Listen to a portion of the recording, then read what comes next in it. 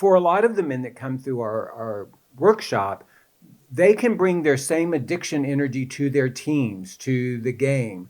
And, one of the things I would say is if your relationship with sports is actually hurting your relationship with people, then it's probably not a healthy relationship.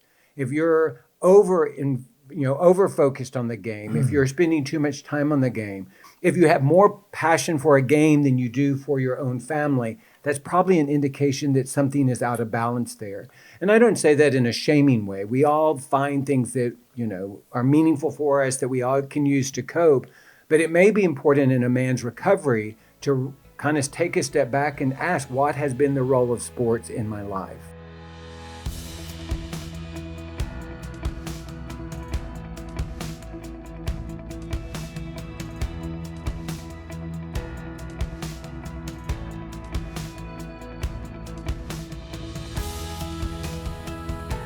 Welcome to the Faithful and True podcast. I'm Randy Everett, your co-host, here today with Dr. Greg Miller. Greg, great to see you as always. Always good to be here. And our last podcast went so well. There was such a demand for Jim Farm, the clinical director at Faithful and True, to rejoin us that we paid the premium price, and he's here with us again today. And this is a subject that's kind of right up Jim and my alley. Yes. Because I'm catering to the two of you. We have reputations for being kind of sports fanatics. That's right. And so we're going to talk today about how it's that time of year right now where March Madness is about to begin. Technically, the Big Ten tournament first and then March Madness, and how March Madness can have effect on men who are in recovery. Absolutely. Well, and in general, we're going to be talking about sports. And we have often joked about the fact that sports is not necessarily my forte. It's something I know some things about, but not much. And it's not really been a passion of mine. But one of the things I know in working with men is that there's a lot of meanings, messages, associations with sports and sports teams. There are things that can connect us from the past. And so we're going to be talking about what does it look like to be a committed, devoted, even passionate sports fan and be in recovery. I often say wise men love sports. And so the key is we're relating to the games, to the players, to the experience from that wise adult part of us.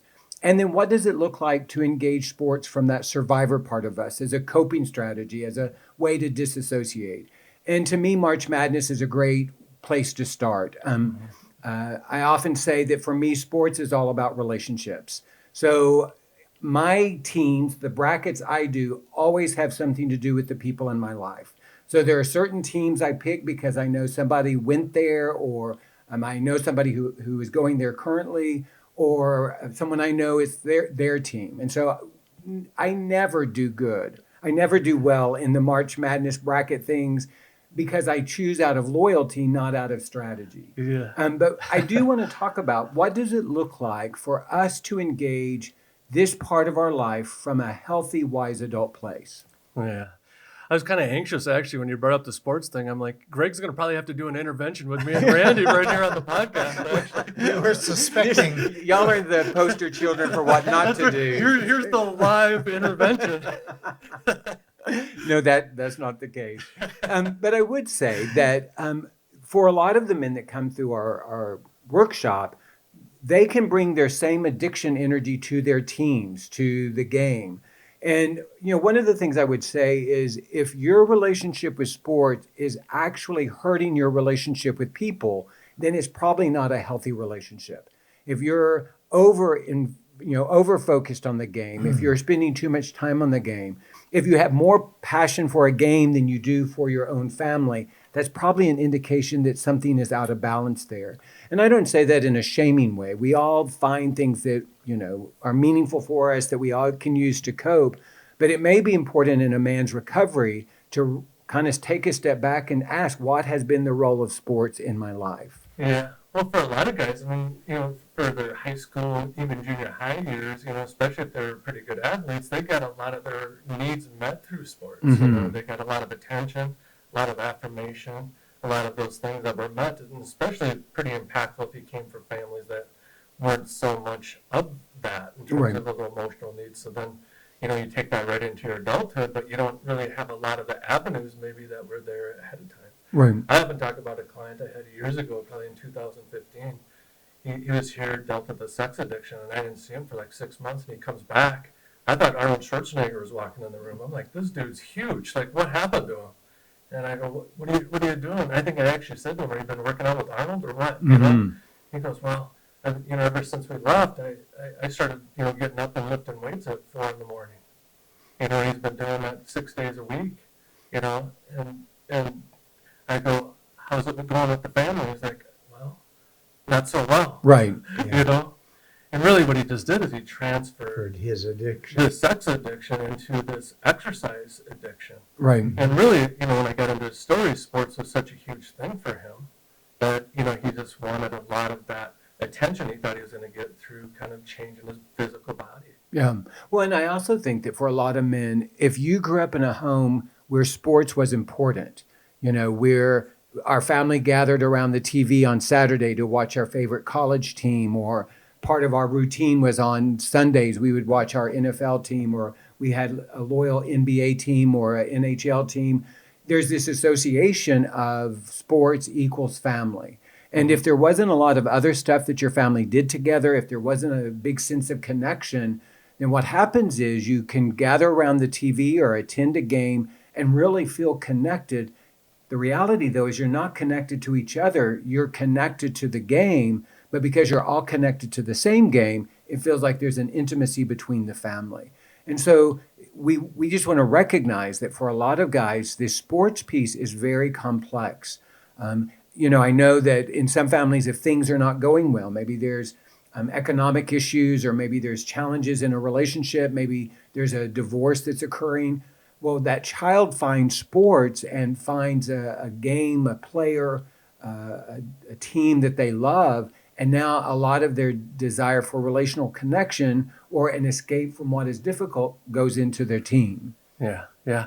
And sometimes, if it's not an actuality, it can be a fantasy. And that's one of the exercises we do here. And I know Mark introduced that a while back of actually engaging your sports fantasy. What does that say about, what you're needing? Right. And I would say, I think this is true for men and women. I can only speak to boys because I had 2 sons. But one of the things that I observed was that sports was the currency of the relationship when you're a boy. It was playing in the neighborhood, playing street hockey or baseball or whatever game it was of the day. And if you could play, then you were included, if you had some skill. And as a dad, I could observe how some of the boys in the neighborhood all gathered and went out and played. Others eventually either did not include themselves or were not included because they weren't as successful. And so it makes perfect sense that for a lot of men, when they think of sports, they think of their teams, they think of relationships, they think of connection. And so it may not have been deep, intimate connection. And yet if you're lonely and isolated, any connection is better than no connection. So that sense of I'm a part of something, I'm being included, I think is huge for a lot of men. Yeah, I think so. I mean, we hear that quite a bit, that, a lot of the memories were, on the bus to the games or in the locker room, messing around, joking around, and those types of things. And those are some of my actually, most positive memories of high school, is being with other guys and those events. Right. I think it also can impact how you see yourself. I remember when I was in 7th grade, for football, you had, I think it was 135 pounds. You got to be on the heavyweight team if you're 135. And if you weren't 135, then you go to the lightweight team. Well, my perspective was, if you're on the lightweight team, you're on the bad team. Well, you're on the lightweight team. You're on the lightweight. Yeah, there's something in the name. Yeah, so I have an identical twin brother. So he hits it at a $135. So he goes to the heavyweight team. And most of my friends, and in my mind, most of the good guys are over there. And I'm a $128. And quite frankly, I think I was better than most of the guys in the heavyweight team. And the coach was like, you're going to the lightweight team, you're on 128. And I'm begging the guy. I'm like, my brother's over there. I'm not gonna play on this team. And I go, can I have a week to get up to 135? I kid you not. So I eat for the whole next 7 days. And 20 nonstop. candy bars. But not only that, we talked about lying last time. I stuck my pockets full of coins. I hit a $135 exactly, and I bet you within 24 hours I was back down to a $128. Yeah. And it is that idea of my value, my identity, comes from my ability to play sports. And, we all know that you talked about the heavy team, the light team. There's the A team and the B team. And I work with a lot of men, and for them, sports represents some pain of not being included, of not being a part of the best team. Didn't make the cut. I didn't make the cut. I remember being in junior high and witnessing how in junior high, a lot of the guys were about the same size. And so you could be the star on the junior high football team. But there's something that happened between that 8th grade and that 9th grade year for some of the guys. And so they grew, they got bigger, they got more powerful. And so they became the stars of the freshman team. And there were a lot of guys who were the stars in the 8th grade team, but they didn't grow in the same way. And so they couldn't make that transition. Mm-hmm. And even as a junior high boy, I thought, wow, that must be really hard to be the star one year and then not even be included the next year. Mm-hmm. And so I also want to acknowledge that for a lot of men, either because of the way that they experienced it or their limitations, there's a lot of pain associated with sports. And so maybe you're trying to kind of, we talk about the role of fantasy. We replay old pain trying to come out with new outcome. And so maybe you're over-focused in sports because it rescues you from that pain you felt in not being successful in the games that you were playing yourself. Yeah, and I think that, nowadays, we can get in our own activities with sports, but then we get so attached to teams too that, mm-hmm. We might lose track of, we see this all the time, we follow the Vikings right. and we hear people ripping on players, because they had a bad game. And, you think about, you kind of know about them a little bit, that they're, good people, but they're getting ripped to shreds in the media or by other people. And then you start to take it personally. Yeah, and then you're getting upset because, you're the person you're a fan of is getting ripped because you had a bad game. And so once again, it's about that performance. Right. Well, and so one of the things that we're looking out for is that over-identification, where I begin to believe I am my team, I am this player, I am this record. And so if my team has a great record, then this is good for me. Or if my team is having a difficult season, then somehow that is about me and it influences or impacts how I see myself or how I experience life. There's this thing that we often talk about healthy detachment, where I'm a part of something and yet I can also be separate from it. Mm-hmm. So whatever's going on with my team is not me. I can enjoy the game, I can observe the game, but my life is not significantly changed by the outcome of this game. I can't relate to that. Randy and I are going, what are you talking about here, Greg? He's obvious. I have no idea. Mondays are not good if the Vikings lose. Obviously. He's not a sports person. Yeah. Well, and I do think that there is a lot of truth in that. So let's go back to March Madness. Yeah. So part of the deal is all these teams make it. So that's fun. I actually like watching the tournaments before the brackets are decided, see how everybody does. I like to see if the teams I have some association with make it. I can do my little brackets and feel good about that. And so there is something fun, and it's about connection. It connects me to the person that goes to that place. I think of them. I maybe text them and say, I hope Iowa State does well, and I'm sorry that they didn't do well. I think of Iowa State because of Deb Laaser. Mm-hmm. And so I don't have a big affection for Iowa State. I'm sure they're good people. Mm-hmm. Yeah. I have big affection for Deb Laaser, so her affection is my affection. But she doesn't play anymore. No, she doesn't. But I have that connection. But I've made this observation for a long time.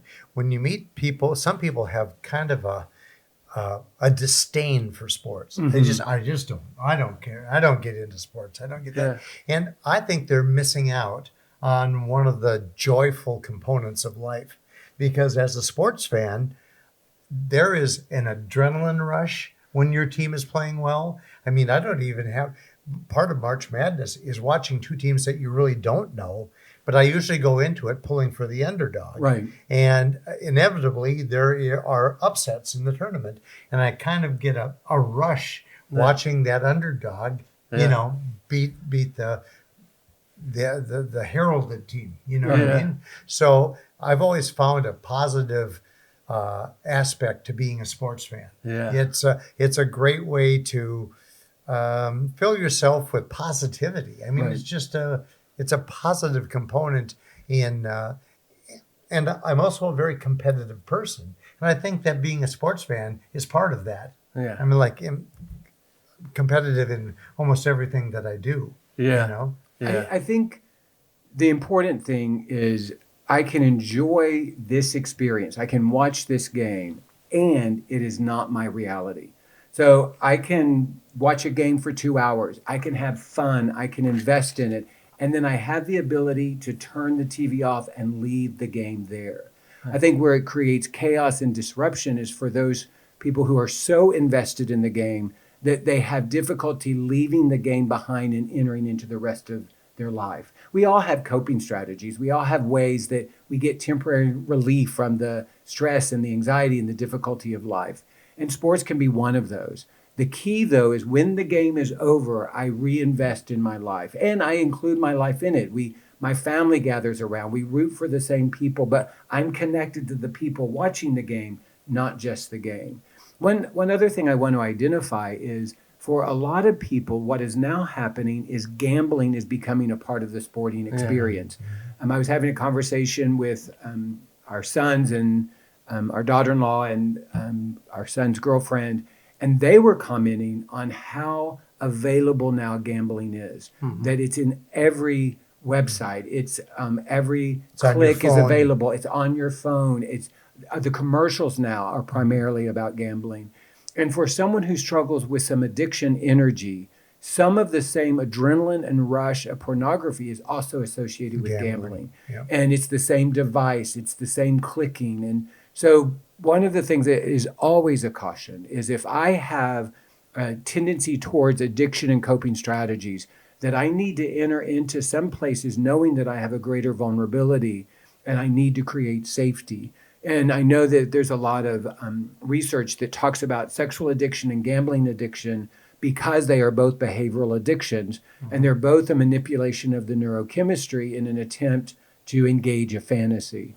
And so I would say if you are watching and what has happened for you is sports and gambling have now really intersected and you're seeing that gambling is becoming a destructive pattern in the same way that sexual acting out was, you're going to need the same sort of support. You're going to need GA, Gambling Anonymous, in the same way that you may need SA, Sex Addiction, and Sexaholics Anonymous, to get the support that you need because the principles of recovery are the same. And if I'm using something to exit my reality and there are significant consequences to that, that's something I need to pay attention to. Yeah, you make a good point. Is anything can, in essence can become addictive if it is activating that dopamine pathway in the brain and we abuse it. And so that's what we call behavioral addictions or process addictions. So it can be exercise, it can be eating, it can be gambling. All those are considered process addictions where it's our own neurochemistry. And so exactly, it's that I think we did a podcast maybe last summer about where's that line between I'm enjoying something and now it becomes a problem or an addiction. And I think at the time we had talked about, it's really about the intentionality about how I go about that. Right. Am I reactive or am I intentional with that activity? Right. Well, what am I trying to get from it? So if I'm trying to get my value, my identity, and my safety from an experience, then it's crossing over into being something destructive or not helpful because a sporting event, a game, can never give me value, identity, or safety. That's going to come from who God is and who God created me to be. So if I'm investing in a team, if I like wearing the jersey, if I like being a part of something, then that can be a very healthy part of my life. If and again, what I would say is if my experience of sports moves me towards more intimate community, then that's a great thing. Back to March Madness. One of the things that I associate with it is a lot of times it's around spring break.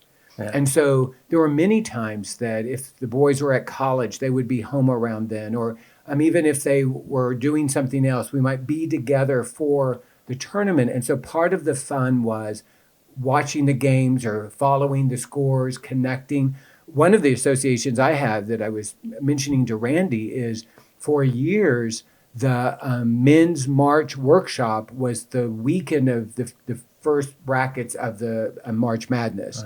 And so it was always an association that I had of being at the March workshop and watching the scores. And for those of you who knew Mark Laaser know that Mark loves sports. And he really was someone who introduced it and tried to educate me to some success. But I have so many memories of being at the men's workshop in March, going home, being with Mark and Deb, watching the replays or watching a game. Mark was famous for recording a game and not wanting anybody to tell him what happened. Don't tell me what happened. Whatever his team was that was playing, some game would be recorded. And so those are so powerful, positive memories for me. Yeah. So I love March Madness because it connects me to people. It connects me to experiences. I think of friends. I think of families. And that, I think, is when sports is at its best, when it is relational. The thing to pay attention to is if my experience of sports sends me into isolation. I watch it by myself. I watch it for hours. It moves me away from community. It moves me away from reality. That's when it's going to become more destructive. Mm-hmm. And it's not watching sports, it's what part of me is watching sports. Is the wise man part of me watching sports, or is the survivor man part of me watching sports?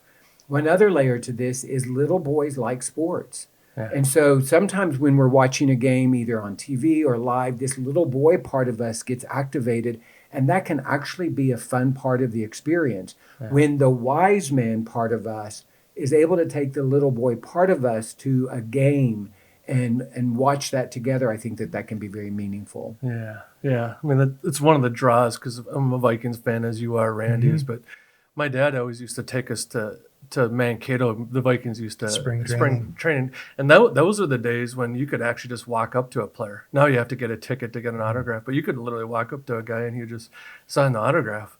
Those are the things I kind of think about when I watch the Vikings, is those kind of early experiences of those connections with dad and my brothers and so forth. I work with several men that there is, like you're saying, there's some sort of connection to the Super Bowl win or this particular Stanley Cup series where it's connecting me to the last year I had with my dad. We would watch the games. And so now when I see the Vikings or whoever my team is, I connect it with my family. I connect it to a memory I have with my dad. And I think that can be a very meaningful thing. Oh, it's a strong bond, can be, for fathers and sons. I mean, Jim has 3, I have 2, but my son and I are just, avid fans. Mm-hmm. Timberwolves, Vikings, Gophers, all of our regional teams. And that's a special relationship that I just cherish that we have that, I also want to do a shout out for daughters and women who are involved in sports. Mm-hmm. You mentioned that the NCAA Big Ten Women's Championship is in Minnesota right now. Yeah. For a lot of men, they connect to their daughters through sports, and maybe they coach their team or they go with them.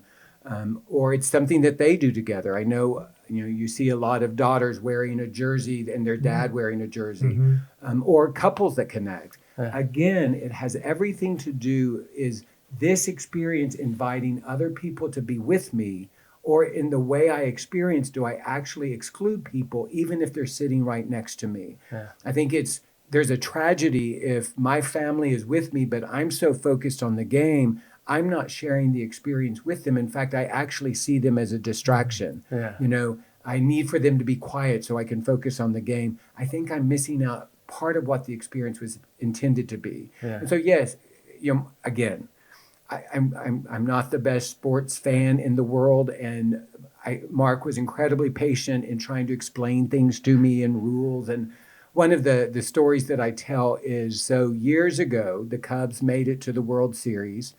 I happened to be here in Minnesota the night that the final game was being played. And if you are a Cubs fan, you're aware that it went into overtime. Well, I had too much anxiety. I mean, I know that for some people, sports brings them joy. It just creates anxiety for me. I remember that game. Man. So when it went into extra innings, I almost said overtime. Yeah. When it went into extra innings, I was too anxious. So I went to bed. And I didn't watch the end of the game. And so Mark, being a good man, recorded it. And so I woke up the next morning and found out that the Cubs had won. And so that night we watched the final inning, and it was great for me because I knew that they had won. Yeah. And that was a way that I think Mark was including me and connecting with me, understanding a little bit about, who I am and how I relate to sports. And that to me is when sports is at its best. Yeah. When it brings people together. And again, if the way you approach sports separates you from people, that's probably not the best understanding of sports. I hear stories of families that cannot watch games together because they have different loyalties. In my family, we're from Texas. We have a variety of different teams that we connect to because we are all from different regions and go to different schools. And I can say with confidence that there is not a college rivalry that would keep us from choosing a sport over family. Yeah. And at the end, we can tease each other, we can have fun, we can rub it in if our team wins. At the end of the day, we are family, and that is what we choose. Yeah. So I think that that's one of the indications that at the end of the day, if relationships are more important than any sporting event, then we have the perspective that is going to let it be a game and not become our life. Yeah, that's very helpful, actually. You can actually have a perfect scenario, which I have with my wife, Cindy, because she'll watch games with me and get equally invested in the game, cheering for the same team and all that, and it's kept us together for 32 years. Well, it makes me think of, I know recently the Loyola had some good years. Mm-hmm. Your son went there, and I know you were excited when I forget the gal's name, Sister something, that was always there. Were the players would always kind of... Jean. Yes, Sister Jean. They'd give her a high five when they left the court or before they came on the court, and that was kind of cool to see those experiences. Absolutely. And again, I love my son. My son went to Loyola. I root for Loyola. I have a son that goes to the University of Texas. I love the University of Texas because I love my son. Yeah. That's the connection that I have. And so that's why my brackets are filled with random teams, but they represent all of the relationships that I have. Well, you might have a better chance this year with the University of Texas. Well, as valiantly as I tried to cut this podcast off 5 minutes ago, we just get talking sports and it just never stops. This is what happens when we talk sports. But and we didn't get intervened on too much by no, he really held back. So, but we want to thank you for joining us today. Thanks for watching the podcast. We hope that this conversation has been a benefit to you as well. We hope that if any of these issues have opened your eyes to your need to reach out for the help that we give here at Faithful and True, we invite you to visit our website, faithfulandtrue.com, where you'll find many resources. You'll find over 400 podcasts like this one. We have an online bookstore with all of the books by Mark and Debbie Laaser, and we just invite you to check all of that out. We also invite you to look at our 3-day intensive workshops for men, women, and couples. And if we can be of help to you, please reach out to us. Until then, we hope that this coming week for you will be a week that's filled with many blessings and with great vision.